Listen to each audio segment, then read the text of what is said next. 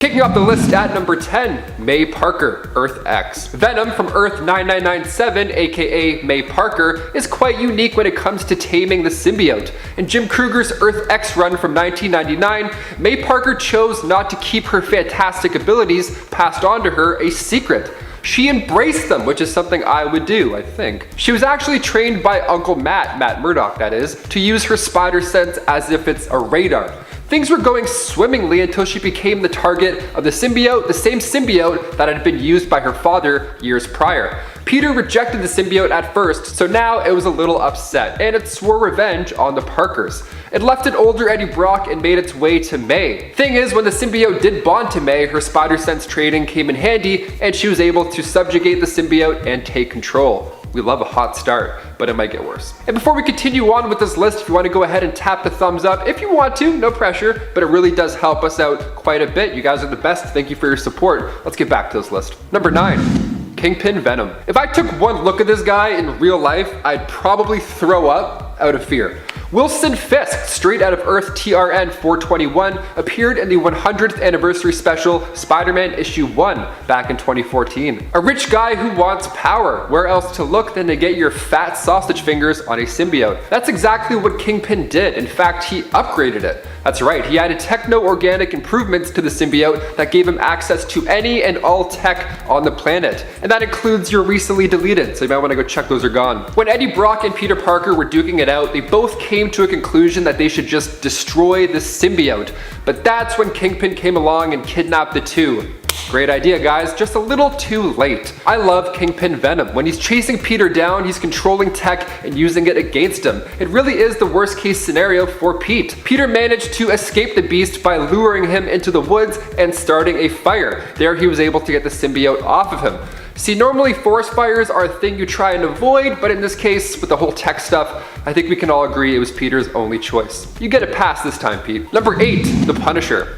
Taking a peek into the What If series, Volume 2, Issue 44 to be specific, we find the Venom symbiote taking over Frank Castle rather than Eddie Brock. This was the most people the Punisher has ever taken out in one run. It is extremely violent. I mean, right off the bat, Frank finds Rocky Vance, a guy robbing investors with his inside trading, a guy who is about to take over the electronics industry, and now he doesn't have a face. Awesome. So after this, people obviously start to freak out, guns are drawn, and Punisher Venom starts to figure out just what is it he can do. Webbing? Okay, cool. Can it do bullets? Okay, good to know. The symbiote tried to take over Frank's body, but Frank vowed to end his own life if that was the case. So that's how he remained in control. That's the golden rule. Just put your life at risk and then the symbiote will play along. Just don't tell Don Fortunato that. Number 7, Venom-saurus Rex. Oh, what? Okay. A Venom-saurus Rex can be seen in the pages of Old Man Logan, and while it's a spectacle on its own and really doesn't need any more explaining to be cool, I'm going to explain it a bit more, because it's cool. Old Man Hawkeye actually gave us a little bit more of a backstory for this goopy nightmare in issue 6. So we see the T-Rex before its alternate version is born, just a regular scary old T-Rex. Now, it swallows venom, and for a hot moment, the daring duo believe they've actually gotten off the hook. Imagine if the Venom symbiote bonded with one of those long neck dinosaur boys. Honestly, I think any dinosaur would be terrifying, but the T-Rex, I'm shook. Number 6, Clint Barton. So while Clint may have evaded the symbiote's grasp in Old Man Hawkeye, he wasn't too lucky in the alternate reality of Earth 32323. Beginning with Civil War Volume 2, Issue 2, Clint Barton came into contact with it right after the death of Mac Gargan. After that, Venom Clint was recruited by Peter Parker in order to infiltrate the Iron, Tony's war zone following the superhuman Civil War, in order to steal supplies for Beast to finish his weapon for Project Bellcurve. So he agreed, but upon landing, the group was attacked by Stark Sentinels, and Elektra lost her life. So far, this mission was a rocky one, but anytime Venom's involved, it's at least going to be dangerous, or else, what's the point of reading it? Number 5, Demon. Great name. Coming in hot from Earth 5101, Pavitar Prabhakar made his first appearance in Spider-Man India issue 1. Pavitar moved to Mumbai with his Aunt Maya and his Uncle Bim to continue studying. He got half a scholarship and was determined to keep the success going. His best and only friend for that matter, MJ, Mira Jane, stood by his side. He got his powers through an ancient ritual, which I gotta say, I think that's way cooler than a spider just going, on the hand. Now, Leon Oberoi, a crime lord of this alternate reality, used an amulet to get himself possessed by a demon. That demon was determined to hold the door open for other demonic forces afterwards. So Pavatar, while being chased by bullies, ran into an ancient yogi who then gave him the powers of a spider. Which sounds great, but when you find out that in this reality's Venom is a century-old demon stuck in an amulet, you get a little nervous for him. Demon Venom was freed by a cult called the Neo-Alvers, and once he was free, nearby towns were just obliterated. You had to set the name Demon, I'm not gonna lie. Number 4, Aaliyah Bell. Making her first appearance in Venom 2099 issue 1, Aaliyah Bell was injured in a crash. The same crash that ended her mother's life, sadly. Now, these origin stories are so tragic. It's like you know what's gonna happen, yet you're still thrown off when you read it. She was raised by her father, Theo Bell, and Aaliyah was having a hard time at school. Some students were bullying her because of her scars on her arm. Those kids are jerks, don't be like those kids. It's rule number 1. Aaliyah was selected to go under this experimental treatment developed by Alchemax scientist Dr. Russell. But during this treatment, she saw these visions of an ancient dark god. And all these humans bonded together to create this massive chunk of pure darkness. She wasn't having a pleasant go, but her arm, on the other hand, was now back to normal. So she at least felt a bit better in some way. But while a confrontation unfolded with this mean punk rock wannabe chick in school named Bether, a black tendril reached out of her hand and cut off the Alchemax monitoring bracelet. And that was just the beginning. You gotta be better, Bether. Stop bullying people. Number 3, Ben Grimm. Fresh out of Earth 51838, making his first haunting appearance in Peter Parker, The Spectacular Spider-Man issue 304, Ben Grimm became the head guard of a prison for superhumans, of course under the commands of President Harry Osborn. Okay. While there, that's when he came into contact with the symbiote and became this monstrosity. While the Resistance broke in the prison to break out Dr. Doom, they had to now go head to head with this Venom Thing, literally Venom Thing. Nice try, guys. Number 2, Ngozi. Ngozi was an excellent track star. She began her comic run in Venomverse War Stories issue 1. One frightful day, however, changed her life forever. She was involved in a horrible bus crash, which in turn paralyzed her from the waist down. Really heartbreaking premise, as are all of these, really. She was outside one day trying to catch a grasshopper for her bug collection afterwards, and that's when she bonded to the Venom symbiote. The symbiote beforehand had been evading the grasp of Rhino, but when Black Panther was killed in the battle, Ngozi convinced the symbiote to work with her in order to protect those residing in Lagos. The Dora Milaje saw all of this go down. They saw the courage in this new Venom, so they recruited her into their ranks and into Wakanda, where she would then get another life-changing upgrade into that of the new Black Panther. Number 1, Gwenom. Shooting over to Earth 65, Gwendolyn Stacy made her first appearance in Edge of Spider-Verse issue 2 simply as Spider-Woman. But by time issue number 24 rolled around, Matt Murdoch wasn't a helpful ally. In fact, he was a bit evil. Yeah, he created the Venom symbiote in this world, so when Spider-Gwen came into contact with the symbiote, Gwenom was now born. Matt Murdoch ordered Alexei Saitskovic to go after her father. The poor guy was beaten into a coma. So Gwenom embraced the dark side here, but you can't really blame her. Also, Gwenom's design alone worth taking a look into, and you could do so yourself starting with Spider-Gwen Volume 2, issue 25. Number 10, Harley Quinn. While Harley Quinn's character design and costume has been changed,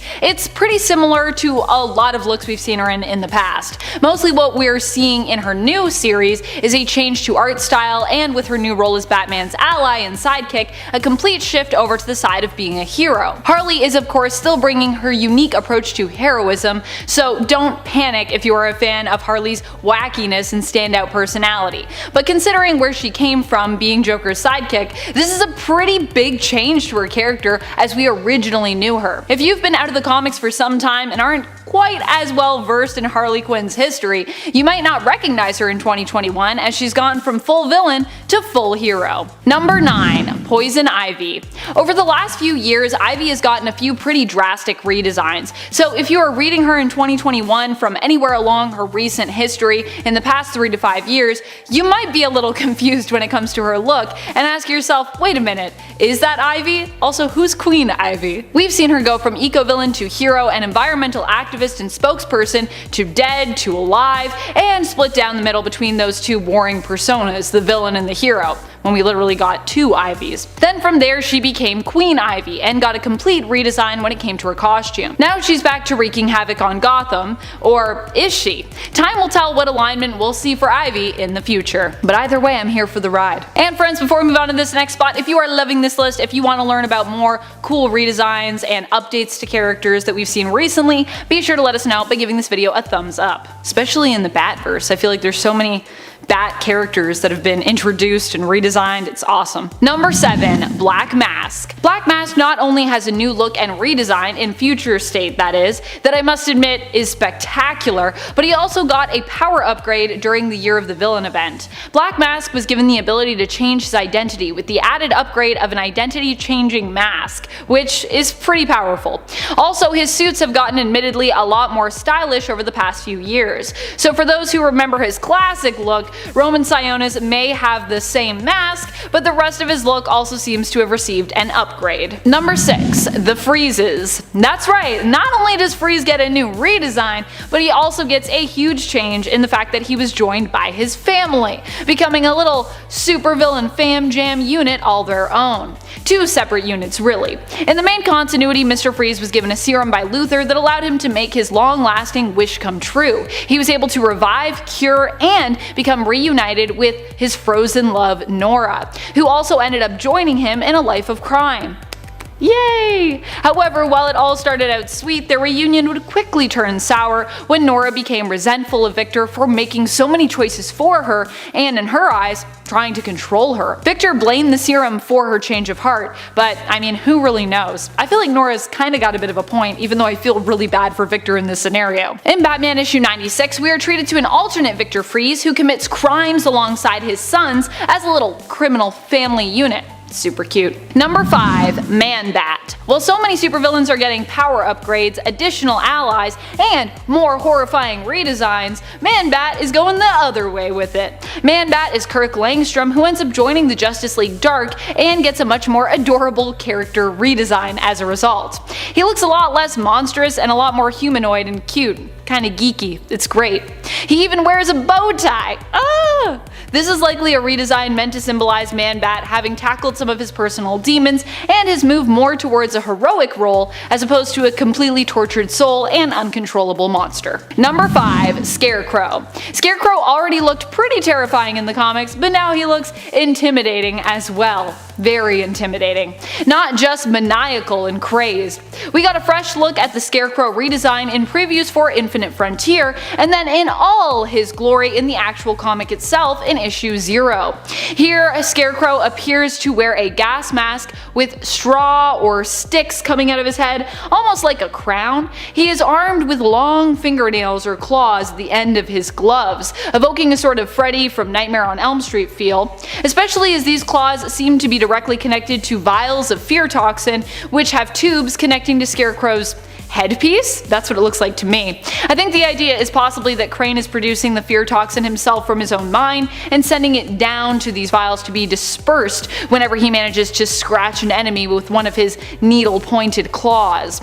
All in all, it's a pretty intense look that might leave you asking who this character is, but kind of in a good way, as I consider this redesign to be an upgrade to the villain. Number 4. Catwoman. Catwoman in Batman Earth 1 has come in with a wild new look that will leave you floored. I mean, you will admittedly still recognize her, just not as the Catwoman that you're used to seeing. This version of Catwoman, instead of wearing her typical black or dark purple catsuit, looks a lot more noticeable and bold by comparison in terms of her design, especially for a thief. Here we see Catwoman donning a purple crop top and hot pants with striped thigh-high socks. She still sports a purple color motif at least though, so that helps with the recognition. Also, she has a paw print belt buckle and a cat mask, a literal cat mask, and she's got a cat on her shirt. Still, this look and redesign for the character is definitely very different. very unique, I would say. Number 3. Bane. Really, Bane's daughter goes by the alias of Vengeance, but she definitely looks and seems to be following in her supposed father's footsteps. Bane's daughter was first introduced in the new Joker series in issue number 2, and is revealed to be the daughter of the supervillain who went through a series of experiments to give her super strength like her dad. Her mission is to get revenge for his death, and she's doing so by hunting down the Joker, who she and many others believe was responsible for the events and many deaths of A-Day. Her father, who was in Arkham Asylum at the time, was one of the victims of that attack and died. So Bane Jr., aka Vengeance, is out for blood. Number 2. Clayface. You really won't recognize Clayface in the new Batman Earth 1 volume. Clayface is not very recognizable here in terms of the story, as he is disguised for most of his appearance and in terms of his character design. Near the end of the story, we learn that Adrian Arkham, Bruce's grandfather, who returned from the dead, was in actuality Clayface in disguise.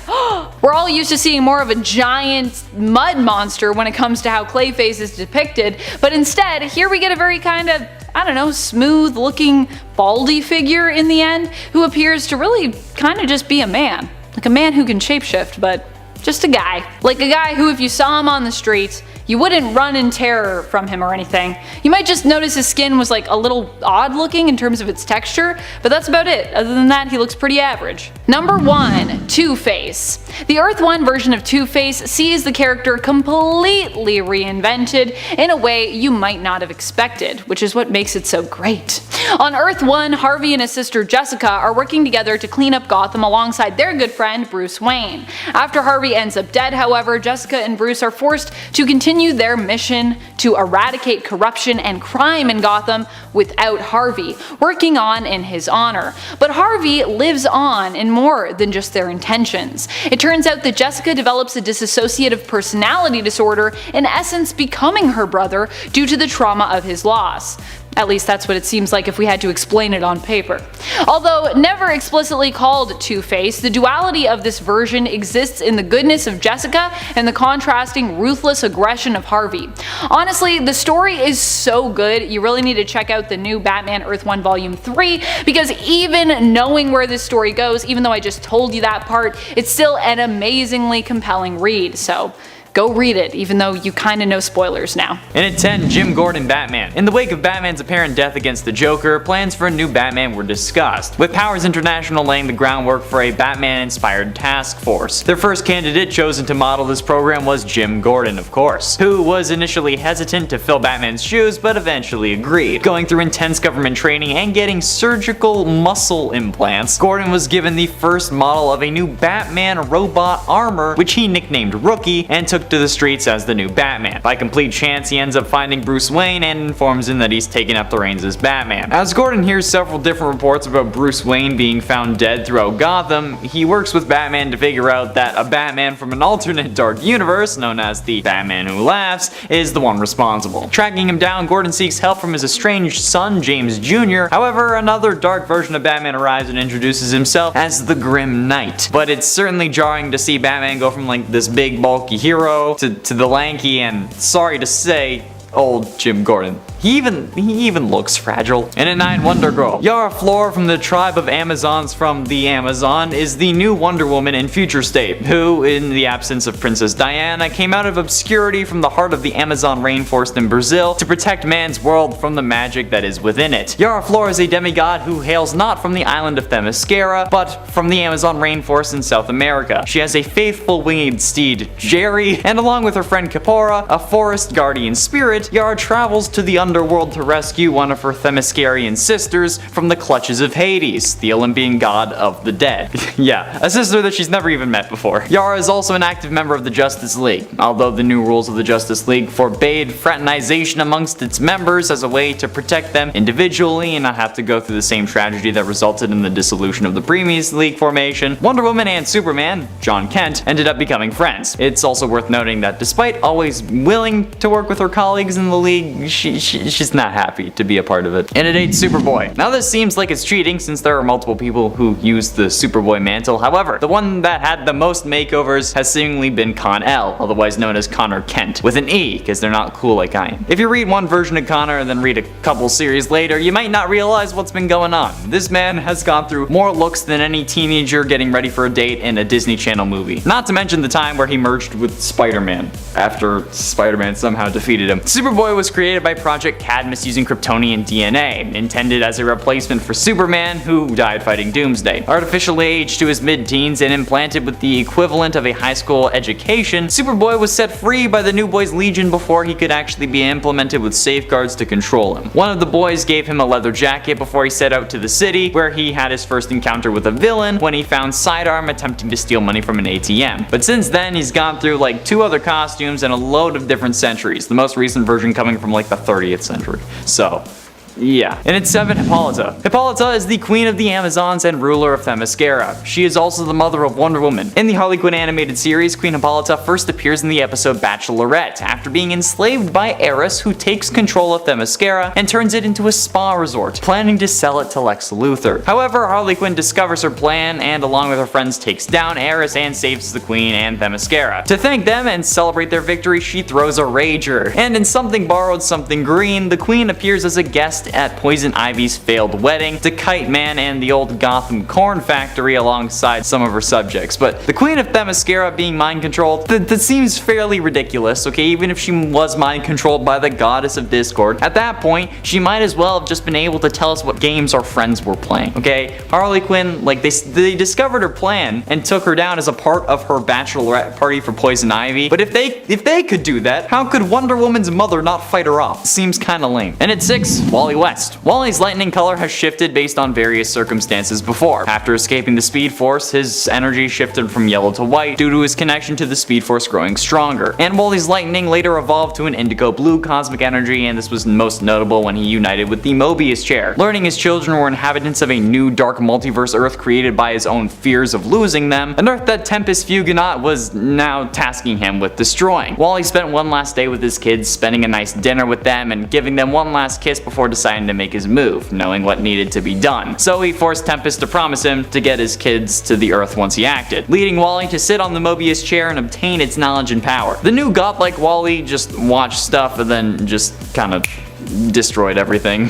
But he also realized that the chair was now infused with the power of Dr. Manhattan, and he could just do more than just sit and watch. Yeah, an omniscient Flash? That's pretty traumatic. Halfway through, and at number 5, Green Arrow. Haha, you knew this was gonna happen. The Arrowverse crossover event Crisis on Infinite Earths had been in the process of setup for a while, with the previous Elseworlds crossover just being one big commercial for it basically, and the seasons leading up to it revolving mostly around what could happen in Crisis. One of these issues was the death of Oliver Queen, which shockingly was carried out in the first part of the crossover. After bringing Oliver back to life at the Lazarus Pit on Earth 19, John Diggle, his daughter from the future Mia, and Constantine all traveled to Purgatory to retrieve his soul. But when he was about to go back with them, Jim Corrigan arrives with a way for Oliver to save everyone. This turns Oliver into the Spectre, basically the most powerful being in the multiverse, giving him the powers of a god, allowing Oliver to reboot the universe with the help of the Paragons, and also stopping the Anti-Monitor from securing the destruction of all Earths. He also ended up corrupting the Speed Force by empowering Barry, which resulted in the Speed Force dying for a time, which is a whole other can of worms I won't discuss. But needless to say, you wouldn't recognize this version of Green Arrow, especially since he's dead and you can't really see him. And at 4, Black Lightning. In Dark Knights of Steel, Superman finds his way to a medieval Earth where familiar DC favorites are recast in the Middle Ages. Batman is a young prince and John Constantine is an oracle. But perhaps the most unique transformation is that of Black Lightning, who now is a king, pursuing a mysterious agenda against Superman and his family. The character has not been regularly seen in the comics for some time, but returns in Dark Knights of Steel, which has got to be my personal favorite Earth so far, because medieval, she's king, you get it. This time, Supes' parents actually made it to Earth along with him, and in the Kingdom of Storms, Kal-El's birth has triggered horrifying visions in a young John Constantine. As Constantine lays writhing on the ground, his mind is overwhelmed and he's dictating his visions to the royal scribe. The king arrives and readers see that it's Black Lightning. He's concerned over Constantine's visions and tells the scribe to write down everything the boy says. As Constantine comes out of his trance, he tells Black Lightning that the end is near. This is a pretty damn badass version of Black Lightning, similar to Black Panther in a way, since now Jefferson is rightfully a king. Respect. Getting close to the end in number 3, Wonder Woman. The Dark Knight's death metal story wrapped up early 2021 with issue number 7, and in that issue and the issue before, we see Wonder Woman at her most powerful, in a godlike form that's even more powerful than a god. As the comic puts it, quote, "She has been a god before, but at this moment she's more. At this point she has ascended past godhood and can see all of time and all realities. Okay, she sees like every Earth's timeline, and she faces off against the Batman who laughs in his most powerful form as well. This fight is so intense that they hit each other through time itself. Diana here is charged with anti-crisis energy, a connective force that links all history and all lives as one story. Then she moves on to become one of the hands that created the multiverse going forward, with no walls and greater possibilities. She aids in creating the future state story we see in the next issues, and what was seemingly the centerpiece of DC 2021. So Wonder Woman becoming a god and remaking the universe, while very Oliver Queen-esque Spectre, still a pretty damn dramatic change. Penultimately, in at number 2, Dreamer. Nia Nal, also known by her code name Dreamer, is a fictional superhero from the Arrowverse television series Supergirl, portrayed by Nicole Maines. The character is based on and is depicted as an ancestor of the DC Comics character Nora Nal, also known as Dream Girl. She debuts in the 4th season of the series, and Nia Nal is the first transgender superhero on television. In March 2021, it was announced that Nia Nal would feature and make her comic debut in a story written by Maines to be published in a Pride-themed comic book anthology on June 8th, 2021. Mostly you won't recognize her because she was a character really created by the show, even if she was intended to be a present version of Dream Girl. Nia Nal's powers include precognition and astral projection. On July 21st, 2018, trans activist and actress Nicole Maines was announced in the role at the show's San Diego Comic-Con panel. It was also confirmed that Nia would become the superhero Dreamer and that she is an ancestor of the Legion of Superheroes member Nora Nal. Maines described Dreamer as having this ferocious drive to protect people and to fight against discrimination and hatred. She's the superhero we need right now. The character is the first transgender superhero on television, and honestly, I think that it was worth it for this list. And finally, in at number 1, Batman. Batman in Dark Knights of Steel, a new limited series from DC featuring your favorite heroes and villains as medieval knights, has made a load of changes to the character in this world. One of the biggest changes being to Batman. Bruce is the knight assigned to protect the king and queen of House L, as well as their son Cal, like how Link was assigned to protect Zelda in the story Breath of the Wild. However, he seems to be more than just a mere man, able to withstand a banshee cry, in this case being Black Canary's cry. When it really should have killed him, he only bled from his ears. Even he was confused and worried that he had magic inside him, so he told Jor-El, who came to Earth along with his wife and son before Krypton exploded, that he should be banished for their sake. That's when, spoiler alert for the first issue, it's revealed that Bruce is really the result of an affair between Jor-El and Martha. So Batman is now part Kryptonian, while also basically being a Witcher. Oh wait, hold on, okay. He's ostracized because he's a bastard, and now he's secretly part Kryptonian? Yeah, Bruce Wayne is literally a Witcher, confirmed. Number 10, Bishop. As some of you pointed out in the comments on the part 1 of this list, a lot of 90s characters, especially 90s X-Men, have completely different looks in the modern day when compared with their 90s appearances. Lucas Bishop is definitely one such character. Although he still has his M tattoo over his eye and a few details in his costume that pay homage to his original look, Bishop has definitely seen some changes, some of which might be so great that fans may not at first recognize him. While he still often is seen with his XSE guns and even still sports a red bandana, Bishop is now a member of the Marauders. Gone are the days of those 90s X-Men colors, and modern day Bishop dresses mainly in reds and blacks, in homage as well to his role as the Hellfire Trading Company's Red Bishop. Also, I love that Bishop is the Red Bishop because he's a bishop and his name's Bishop, it's crazy. Number 9, Crystal. Crystal's initial appearance had her recognizable mainly by her ginger or strawberry blonde hair and a simple white dress. I personally always thought of Crystal as being ginger, but then I see so many different versions of her where she has like maybe blonde hair.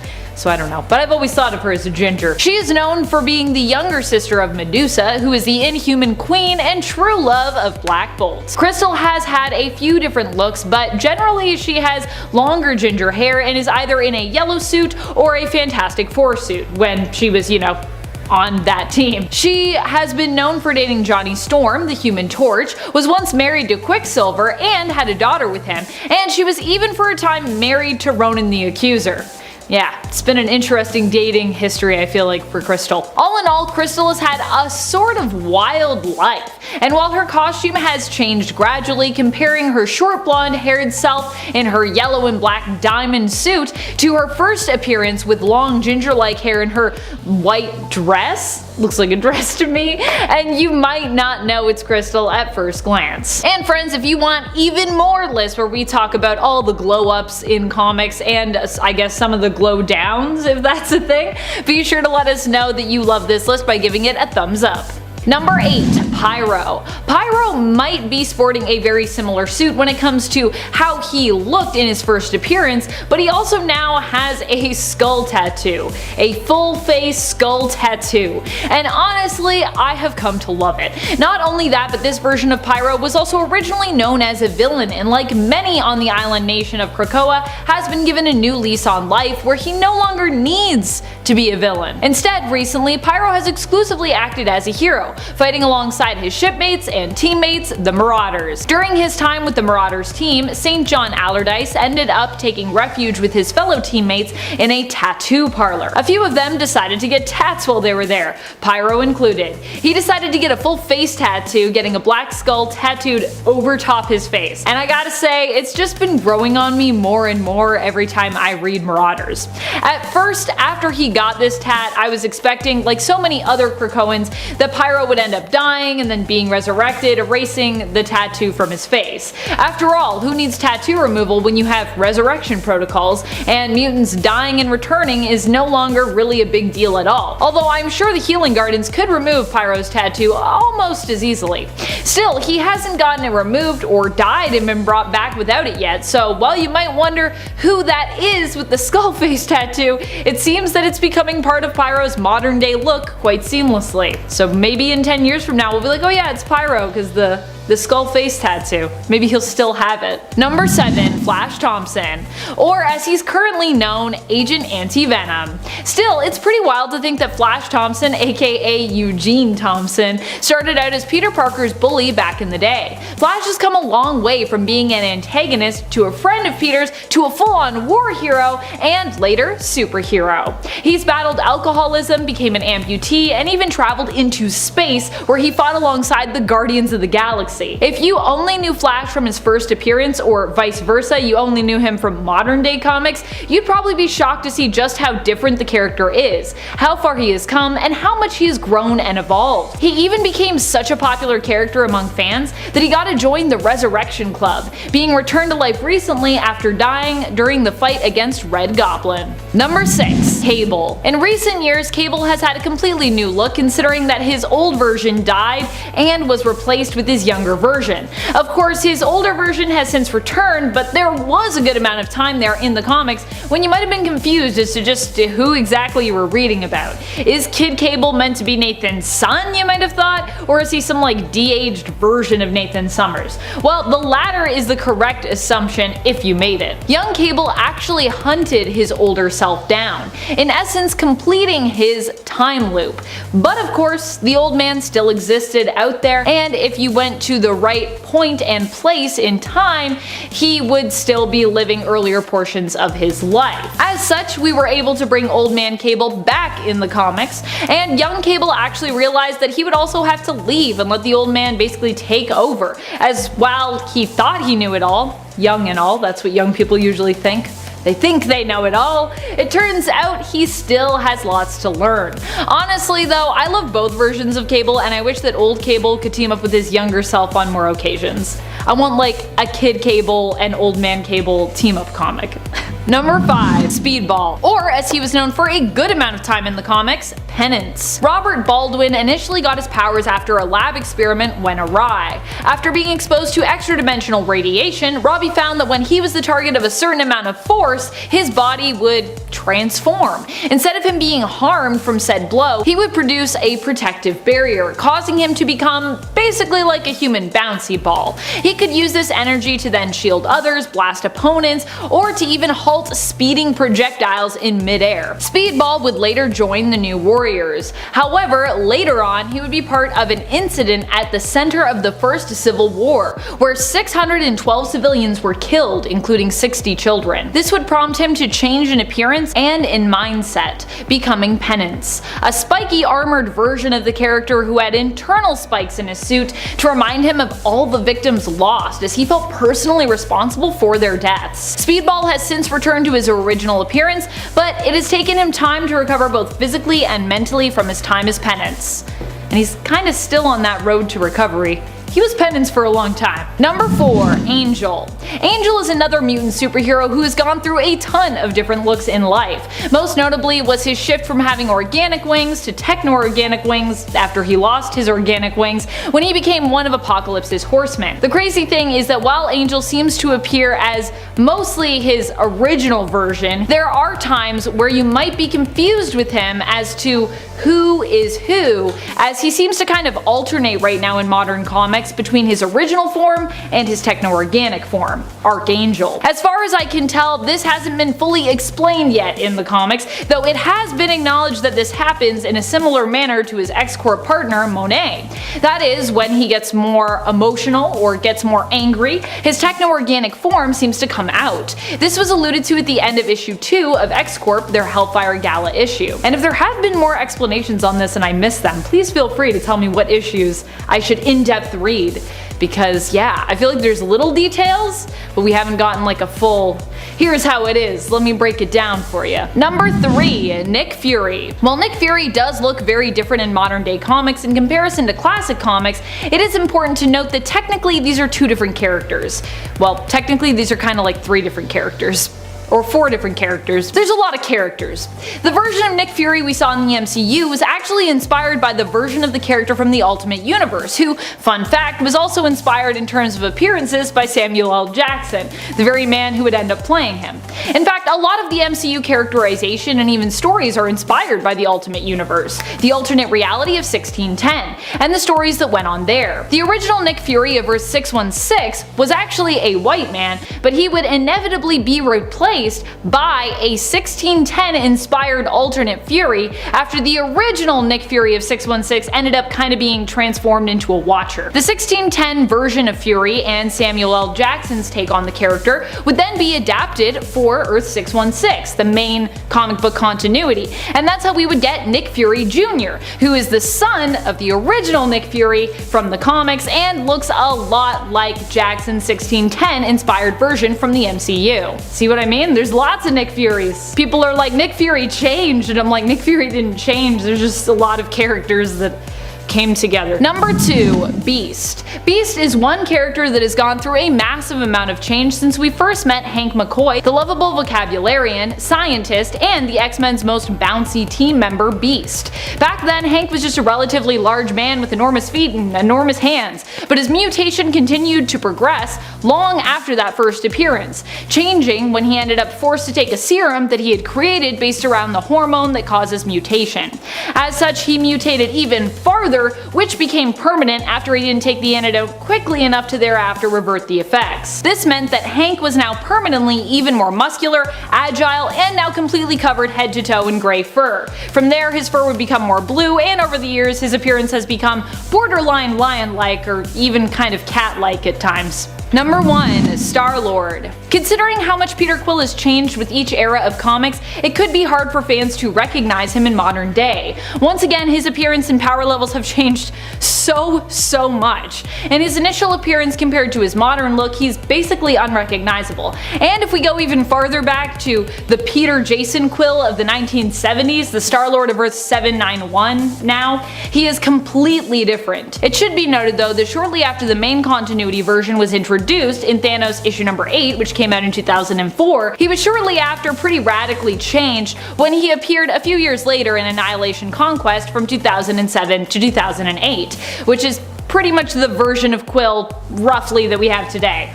Although even then, he's still changed quite a bit. Quill more recently in the comics returned from Marinus, an extra-dimensional world where he lived unaging with his friends, partners, and his lovers, Mors and Aradia, for hundreds of years. He came back even more powerful than before he had left, and ended up joining forces once more with the Guardians of the Galaxy to defend the cosmos against the return of the Dark Olympians. Number 10. Storm. Storm has had many different looks throughout the years, and depending on which era of Storm you are most familiar with, you might not recognize her right away when it comes to her appearances in modern day comics. When I think of Storm, one of the most iconic looks I think of is her very different 80s punk rocker look, where she's sporting a bright white mohawk. For me, this look is still one of the first ones that I think of even today. Even if you go back to her first appearance, she looks pretty different in comparison even to the 80s look. The cool thing about the modern day Storm look is that it seems to sort of incorporate all of these looks that have come before while also being quite unique. It's an homage to the past while not discounting the very real possibility of a grander future. That's actually what I like when it comes to a lot of the X-Men's updated looks. It's all about acknowledging the past while also using said past to fuel and motivate the future. Storm's initial appearance, her 80s look, and of course the now. Number 9. Venom. You wouldn't recognize Venom today compared to his 90s appearance either. For one, Venom initially appeared as a villain and therefore not only looked different but also acted quite differently. And now if we're talking about hosts that we associate with Venom, they're also pretty different in terms of their appearance. Currently, the Venom symbiote is teamed up with Eddie Brock's son, Dylan Brock. Oh yeah, if you've been out of comics for a while, Eddie Brock also has a son now. Dylan is actually Ann and Eddie's son, with a little mix-in of Venom as well, who was also there when he was conceived. And if we're talking about Venom in terms of Eddie Brock, you might not recognize him either. He's aged considerably as a result of him becoming the new King in Black following that King in Black event where Null was defeated and Eddie took his place. That was Venom and Eddie Brock then, and that is who Venom is attached to now, and what Eddie looks like now. And friends, before we move on to this next spot, if you are loving this list and you want more lists like it where we talk about all of the changes in comics, be sure to let us know by giving this video a thumbs up. Number 8. Echo. Echo is Maya Lopez. When she first appeared, she was a villain who didn't even know that she was a villain in the story. She ended up fighting against Daredevil after being misled and made to believe that he was the one responsible for killing her father. She wasn't really a villain though, she was just like a misguided person. Echo's really, I think, always been a hero deep down. When we first see her, she wears bandages on her arms, possibly an allusion to her one-woman dance show, which is actually based on her life, which was all about how she felt like an Echo. Also, yes, there are many things that Echo is skilled at because her power is like Taskmaster's. She can acquire a physical skill simply by watching it, so she's not just an amazing fighter and martial artist, but she's also a great dancer too. Echo currently in the comics has shown up in the Avengers. She is now the new Phoenix in the comics, having won the opportunity and burden of being bonded with the Phoenix Force during the Phoenix tournament. In fact, Maya in the tournament didn't actually win, but instead was chosen because she had lost the most. The Phoenix Force was looking for a fallen champion apparently, not a big time winner. Echo as the Phoenix looks quite different than her initial appearance, no? I think it's like the Phoenix Flames for me. She still has those bandages though, and she's still got her face paint with her hand. Number 7. Iceman. When Iceman originally came on the scene, he had a very different look. If we go back to his first appearance in X-Men issue number 1, he was actually more like a snowman than an Iceman. Iceman in his early days wasn't quite as frozen solid and was more like an anthropomorphic but faceless snowman in battle. He didn't wear a trademark X-Men uniform, but he did put on his little black booties, which were kind of like, I guess, X-Men trademark uniform booties, because they're black and yellow, and there was a lot of black and yellow coloring with those original uniforms. This meant that Iceman was always the one who had to help Angel get dressed, as Warren had to deal with his wings, both unbinding them and then of course fitting them through his uniform holes, I imagine. We'd later learn in Marvel's Voices Pride from 2021 that Bobby was actually pretty happy to help, as he had a bit of a crush on Warren back in the day. Iceman since then has had a major glow up and appears to look like an ice prince in modern day comics. He even has cool spiky pauldrons. Spiky pauldrons. He's also had a glow up in terms of his powers too. Woo! Number 6. Hulkling. Hulkling is another hero who looks pretty different from his first appearance. He used to have a bunch of ear piercings, but I guess he can shapeshift, so it was easy for him to close them all up. I guess he was just like, I'm not into it now, and they're gone. Hulkling was much more gruff looking, I'd say, in his first appearance with the Young Avengers. However, he also had the name Hulkling. I mean, he still has that name, but I know that name has nothing to do really with the Hulk, but still, in his original appearance, he's big, he's green, and he's kind of like the Young Avengers' own version of that character, because, you know, everyone's kind of mirroring someone. Though to be fair, Teddy Altman is very much his own character and his own person, like many of the other Young Avengers. Currently in the comics, Hulkling isn't just a hero, but is also the Emperor of the Skrull/Kree Alliance. The Skree Alliance, if you like. And this new role has also dramatically changed his overall outfit and appearance. He looks super cute now, not that he didn't before, of course. He's just a different kind of cute now than he was before. Also, he has totally different hair. His hair now is blonde. It was black, but also shapeshifter, you know what I mean? Number 5. Dazzler.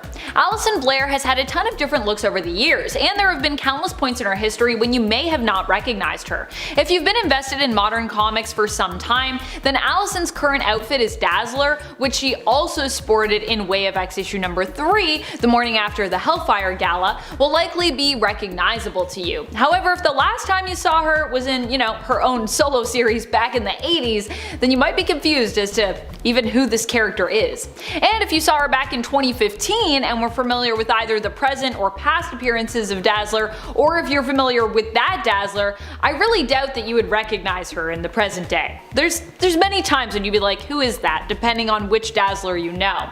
There has been a tendency to try and have Allison change with music trends, instead of keeping her in her somewhat, I guess, outdated disco roots. But personally, I think disco can still be a valid genre today. I still love disco, and I'd love to see her even return to that iconic silver jumpsuit. I like that Dazzler's had so many different looks, that's crazy. Number 4. Professor X. When we think of Professor X, usually a lot of us probably reflect back to his look in the 90s animated series. In fact, many X-Men fans who have seen Professor X recently would probably wonder just who they're even looking at. If you are more familiar with his appearance in the 90s, both in the animated series and in the comics, the modern Professor X might throw you for a loop. Currently, Professor X is able to walk again and happens to be sporting not a suit and, a blanket on his lap, but instead an all-black, skin-tight one piece. Also, he always wears Cerebro now, obscuring his recognizable face and his bald head. But yeah, that was Professor X then, and this is him now. Number 3. Nature Girl. Nature Girl is amazing. She's one of my favorite of the newer mutants to come out, and recently she has become a lot more metal, both in approach and in her appearance. Nature Girl can basically commune with nature, which often means she can encourage animals to help her, and they actually seem to feel within Nature Girl a kindred spirit. So there's a lot of empathy going on there between both sides. More recently in the X-Men Unlimited Infinity comics, we saw that Nature Girl has been in a constant state of depression and duress, feeling the pain that all nature is currently feeling due to humans polluting and just generally mucking up the planet and its natural and carefully balanced ecosystems. This forced Nature Girl to go on an adventure to fight for what she believes in, which resulted in her kind of accidentally killing someone and then losing all of her hair, just sporting her antlers as she turned to the dark side and took on oiling operations, aiming to destroy them and anyone who wouldn't renounce their loyalty to them. This is not your friendly neighborhood Nature Girl, that's for sure. Nature Girl then, Nature Girl now.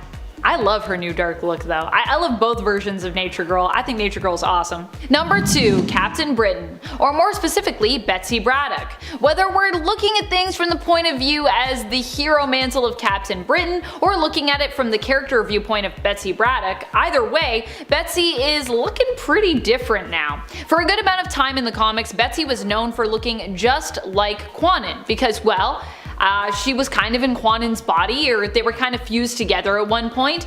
Fortunately, she has now been restored to her own body, freeing Kwannon and allowing Kwannon to take up the Psylocke mantle. Betsy then went on to become the new Captain Britain in her brother Brian Braddock's place after he was ensorcelled by Morgan Le Fay, becoming her new Dark Knight. It was up to Betsy at that point to take Brian's amulet and become the new Captain Britain until Brian could be saved. Betsy has been shattered and managed to return and is still known as Captain Britain currently, even though Brian also got free, but then Brian was like, you take it, I'm good, I'm gonna do other stuff. You don't have a lot going on right now, Betsy, so take a thing and then make it your own thing. I like it. Number 1. Captain Kate. Even Kitty Pryde's name has shifted somewhat. She's been known by a few different names in the comics: Shadowcat, Sprite, Kitty Pryde. Now, however, she prefers if you just call her Kate.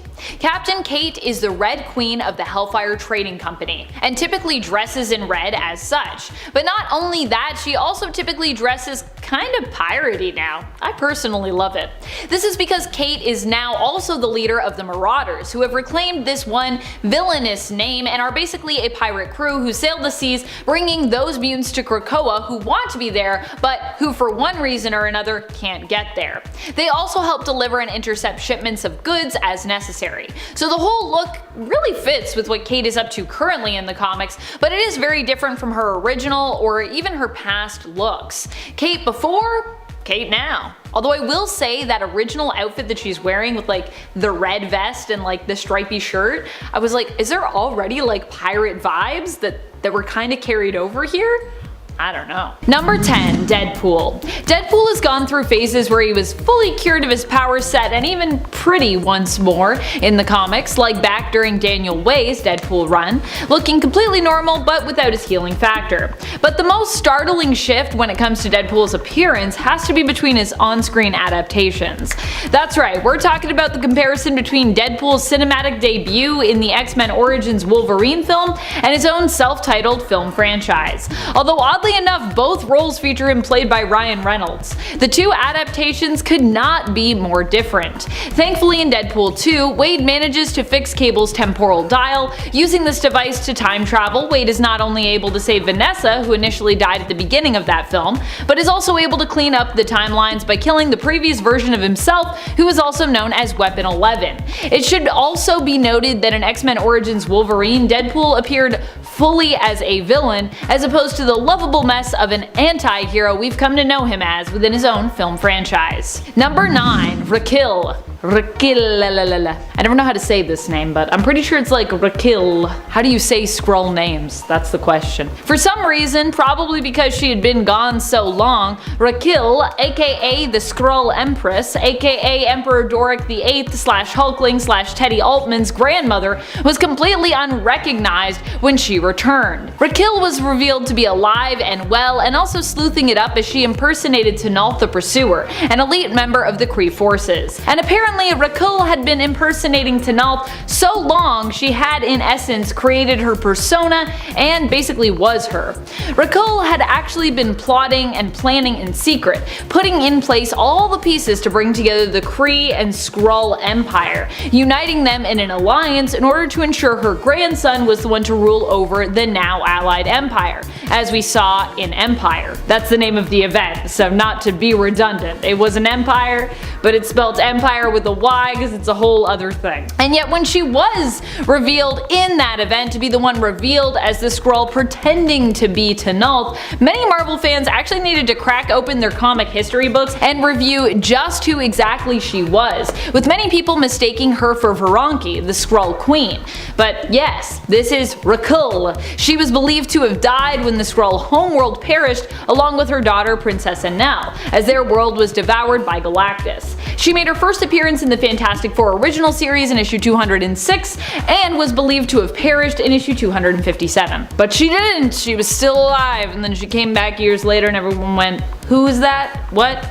Veronki? What? Not Veronki, two different people. Number 8. Kraven the Hunter. You might think you recognize Kraven, but do you really? After all, the current Kraven that you've seen turning up in the current Beyond storyline of the Amazing Spider-Man series is actually none other than Kraven's last son.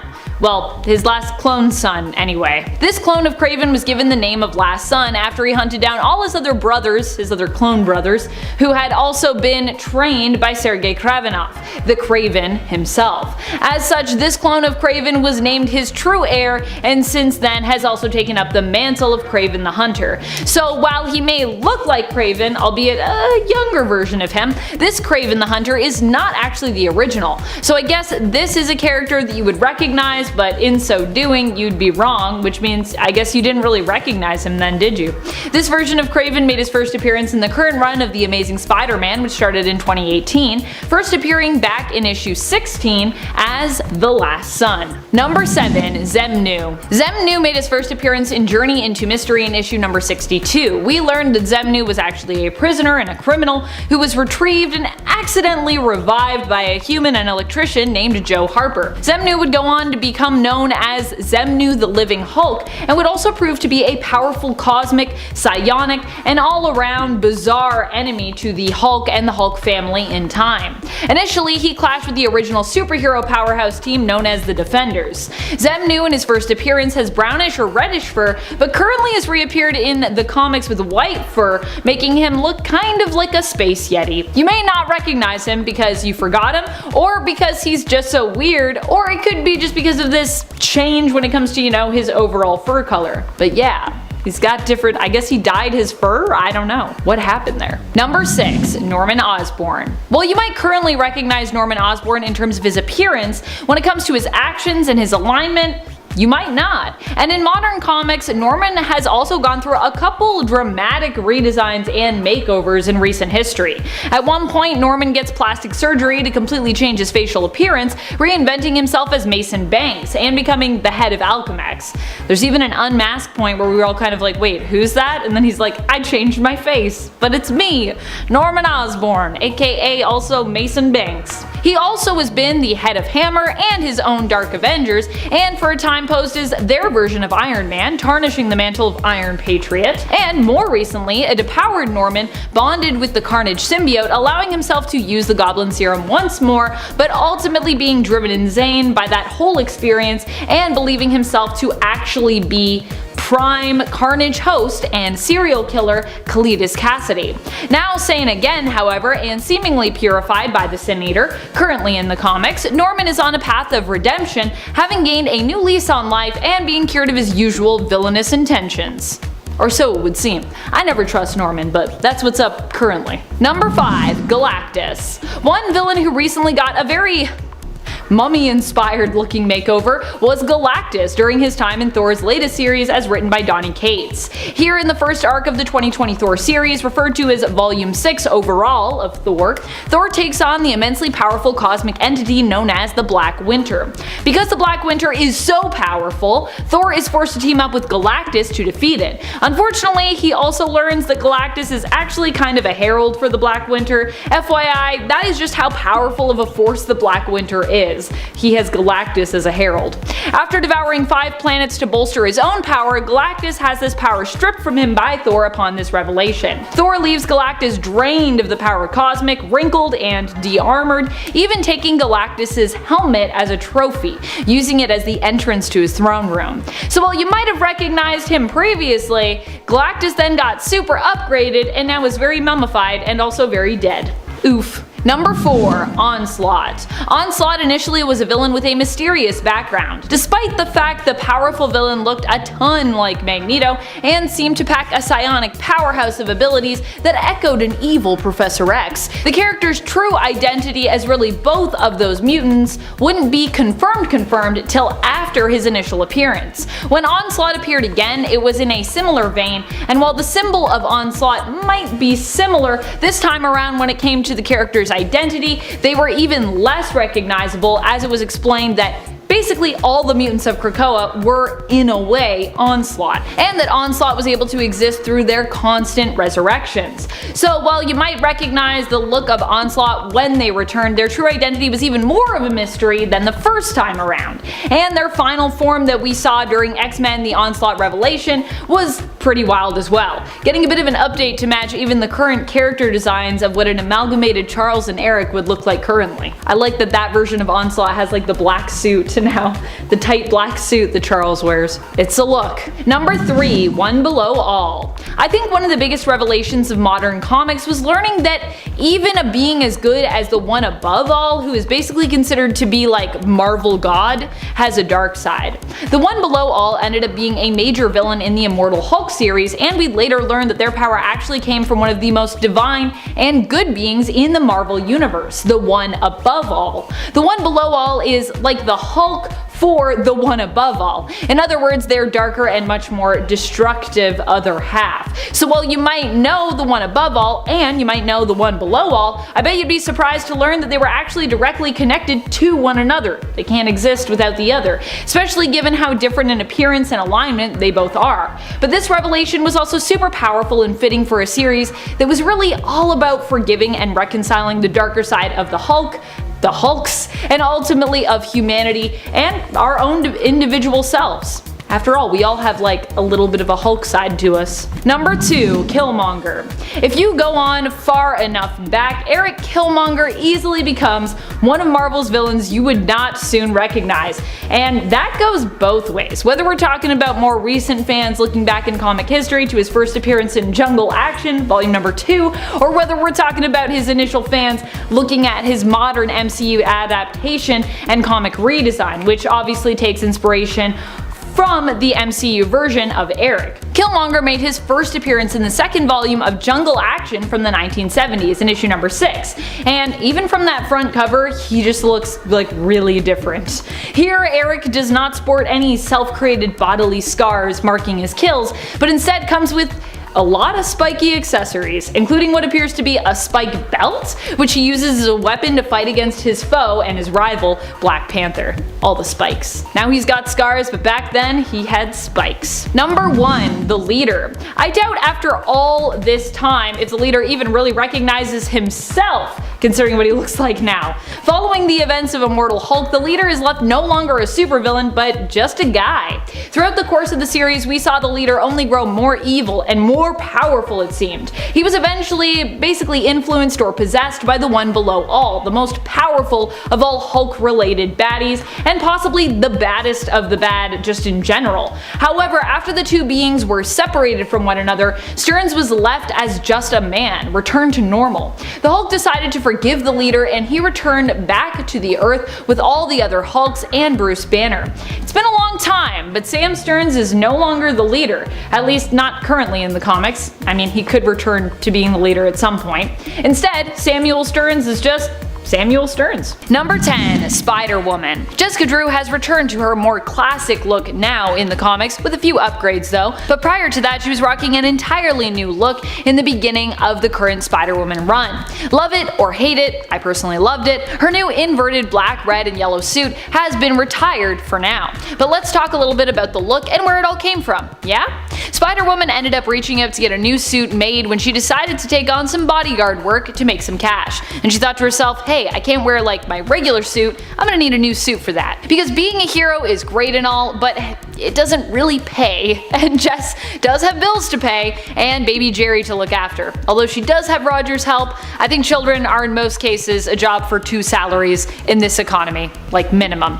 Ronnie of Big Ronnie's Custom Battle Spandex made this new suit custom for Jessica, but under the instruction of someone who wanted to also monitor Jess's vitals. This comic is so good, I will not spoil that reveal for you if you want to go and read it. All I'll say is that you should give this new look and new comic a chance and check it out. And don't worry, Jess's classic look does return in issue 11. Number 9, Gilgamesh. I love Gilgamesh's new design actually. Gilgamesh is not an Eternal who has made a ton of appearances, but he is back in the newest series and sporting a new armored look in comparison to what we knew him to look like originally. This new design for the character kind of reminds me of Black Bolt if he were a luchador, but I mean that in the best way possible if that makes any sense. Gilgamesh here looks intensely intimidating in comparison to when we were first introduced to him. His His armor was still cool then, made I believe by Sprite in issue 13 of the 1976 Eternal series, but in comparison to the modern day, it's kinda dated. Back then he rocked a full bodysuit with purple or hot pink lining, depending on what color you see when you look at that, and here in the present day, even the patterning for the lines of his suit is an improvement. And friends, before we move on to this next spot, if you are loving this list and you want to learn about more updated looks, roles, power sets, all of those cool things, be sure to let us know by giving this video a thumbs up. Number 8. Captain Marvel. Captain Marvel has currently been going from cosmic to mystic in her own series as she seeks to defend herself against her one greatest weakness: magic. In order to do so, she returned to her friend and former one-night stand, Doctor Strange, for help, but when he and his colleagues all turned her away, Carol was forced to look elsewhere. Her new costume kind of alludes to this more magical time in her life and features a pretty cool cape, I gotta say. I do dig it. It definitely seems to take some inspiration from the whole Sorcerer Supreme look. Over the course of her current series, Carol has actually had more than a few new looks, including a Kree-inspired suit which she also sported during Empire when she became a Kree accuser, and the red and black suit the Vox Supreme bonded to her, also making her hunt down the Avengers. Her newest magical-inspired suit is introduced in issue 28 of the current Captain Marvel run for those interested in checking it out. Number 7. Hippolyta. Hippolyta is now filling in for her daughter on the new Justice League team, leaving the ruling of Themyscira to Nubia, who has taken up her place as ruler.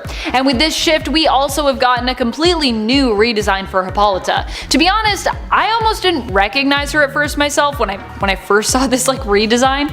She's given up her regal clothes for a white and gold bodysuit, although admittedly she is still keeping a version of her crown while out on the battlefield with the current Justice League. Her tiara here comes in the shape of an eagle, which also makes it look similar to Wonder Woman's W shape, which I love. Hippolyta also wears a royal sash, which extends up to a sort of one-shouldered cape number. These pieces help to allude to Hippolyta's history and royalty while also updating her outfit to more fit in with her new role as one of Earth's greatest heroes. Of course, that is just, I assume, the look we are building to. When Hippolyta first shows up in the new Justice League run, she is sporting a much more regal looking costume, which is purple and gold, which I actually really love that costume.